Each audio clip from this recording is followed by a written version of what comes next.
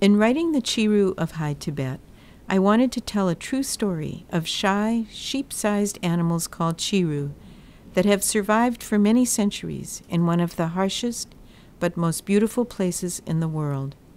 Chiru are their own kind. They look like antelope, but actually have no close relatives. I wanted readers to know that life is never a sure thing for Chiru. Nature is generous with beauty in Tibet, but stingy with vegetation. Starvation is always a possibility. Even though Tibet can be very cold, freezing to death is not a worry. Chiru have the finest, softest wool in the world, each strand 1/7 the thickness of a human hair. Their wool keeps them alive, but this wonderful wool also caused thousands to be slaughtered. Chiru were brought to the brink of extinction, not by nature, but by humans. If Chiru were to survive, humans would have to help them. But scientists weren't sure they could. Did they have time to save the Chiru? Was it already too late?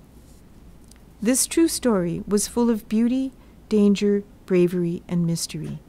It was a story I wanted to tell, but I gradually realized I could not write this book without traveling to Tibet to see the land, the animals, and the people who called them sacred. I journeyed thousands of miles to the Chungtung Reserve, Tibet's wilderness, home of the Chiru. We camped where Chiru live, walked their ground, wrapped in Tibetan silence, and we saw Chiru. I wrote in my journal, "The Chiru came in fairly close. I could just watch.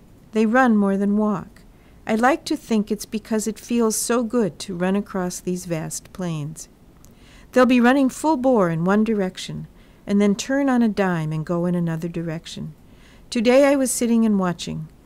One Chiru just started running toward me. I didn't move. He kept coming, so close I could see the matted clumps in his wool." In making the book, The Chiru of High Tibet, Linda Winggerter and I have worked with words and paint to take readers to the vast, quiet, mysterious, and beautiful Chungtung Reserve, to encounter animals that live nowhere else, to walk the Chungtung with those determined to help the Chiru survive. We hope readers, as we, will be warmed not by Chiru wool, but by the story of these animals and the adventurers who worked to keep them on our earth.